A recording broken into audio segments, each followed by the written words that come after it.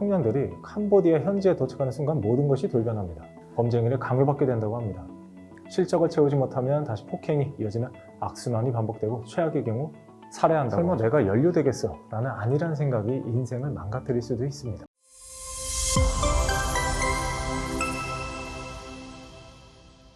안녕하세요. BK 파트너스 형사전문 100주년 변호사입니다.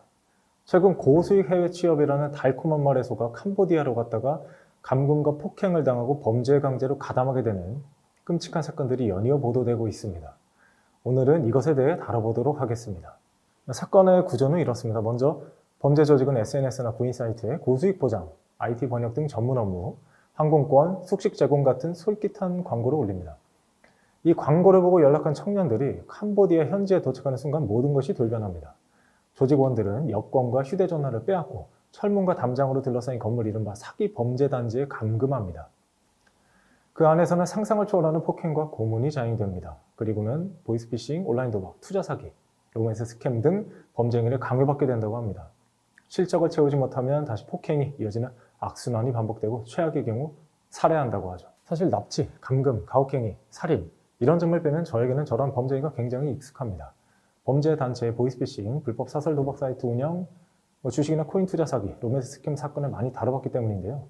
이러한 범행과 차이가 있다면 그들은 자발적으로 범행에 가담한 것이고 캄보디아 사건 같은 경우는 범죄 가담을 강요당했다는 것에 있겠네요. 여러분들이 이러한 사건에 연루되지 않으려면 그러니까 캄보디아 사실관계까지는 아니라 하더라도 국내에서 행해지는 여러 범죄단체 이런 조직적 사기 범행에 연루되지 않으려면 몇 가지만 명심하시면 됩니다. 첫째, 경력 무관, 학력 무관, 월 수백, 월 수천만 원 고수익 보장, 상식적으로 불가능한 조건입니다.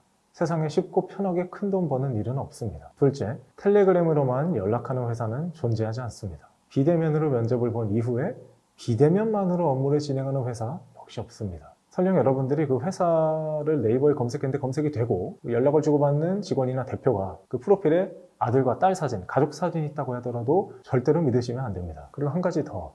이 보이스피싱 조직들이 아주 악질인 게 보이스피싱을 하고 그 피해자가 금전적으로 궁박한 처지에 있다는 여러 가지 정보를 알고 있으면 다시 다른 업체인 척 연락을 해서 대출받고 싶지 않냐. 근데 너 지금 실적이 안 나오지? 내가 실적을 올려주겠다고 또 접근을 합니다. 그러면서 그 피해자의 통장 정보를 받아서 이를 자신들의 범행 자금을 돌리는 데 활용하죠. 여러분들 정말 주의하셔야 됩니다. 그럼 이런 범죄에 연루된 경우에 어떠한 죄명이 적용될 수 있는지 살펴보겠습니다.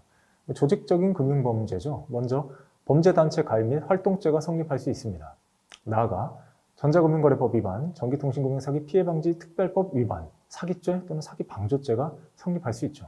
그럼 이 캄보디아 사건의 이 사실관계의 경우에 그 조직원들은 어떤 처벌을 받게 될까요? 우선 범죄가 캄보디아에서 일어났다고 해서 처벌을 피할 수 있는 것은 절대로 아닙니다. 우리 형법은 속인주의를 택하고 있어서 대한민국 국민이 해외에서 죄를 저지르면 국내법으로 처벌할 수 있습니다. 또한 외국인이 해외에서 대한민국 국민에게 범죄를 저지른 경우에도 우리 법이 적용될 수 있습니다. 따라서 이들에게 적용될 첫 번째 죄명은 약취유인죄 및 관련 가중처벌 규정입니다. 애초에 고수익 일자리를 미끼로 사람을 꿰어 캄보디아로 데려간 행위 자체가 국외 이송을 위한 약취유인죄에 해당할 수 있습니다.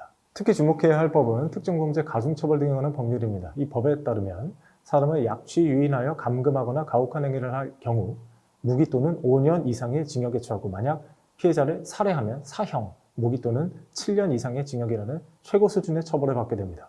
둘째는 감금, 강요, 상해죄입니다. 피해자들을 단지 내에 가두고 나가지 못하게 하는 행위는 특수감금죄, 폭행과 협박으로 범죄를 강요한 것은 강요죄, 또한 언론에 보도된 끔찍한 고문과 가혹행위는 특수상해죄 등으로 매우 무겁게 처벌될 겁니다. 마지막으로 살인죄입니다.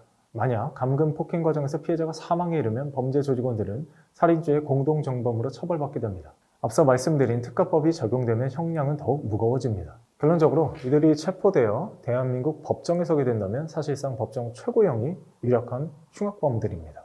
정부도 합동대응팀을 파견하는 등 적극 대응에 나서고 있지만 가장 중요한 것은 스스로 이런 범죄 표적이 되지 않도록 예방하는 일입니다. 세상에 공짜는 없습니다. 상식 밖에 고수익을 제한하는 일자리는 100% 범죄입니다. 설마 내가 연루되겠어? 라는 안일한 생각이 인생을 망가뜨릴 수도 있습니다.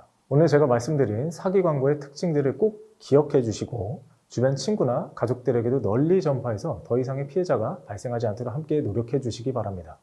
그럼 지금까지 BK 파트너스의 100주년 변호사였습니다. 감사합니다.